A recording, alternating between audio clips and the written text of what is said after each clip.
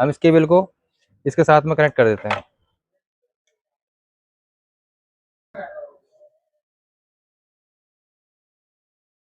इसके जो केबल होती है इसको प्यार से लगाएं, और इसको चूड़ी को जो होती है बहुत नाजुक होती है, इसको प्रॉपर तरीके से लगाएं। अगर आपने टेढ़ा कर दिया, टेढ़ा कस दिया, तो ये इसकी चूड़ी खराब हो जाएगी, जो मीटर की मशीन भी खराब हो जाएगी, क्योंकि इसकी जो चूड़ी होती है एल्यूमिनियम की चूड़ी होती है।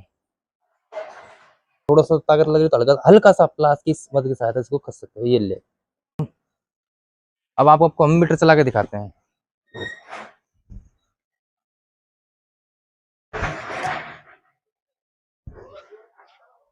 दोस्तों मीटर का परफेक्ट तरीके से चलने लग गया है। इसकी स्पीड थोड़ी स्लो है, आप देख सकते हैं। इसकी सुई ये जो इसकी हिल रही है,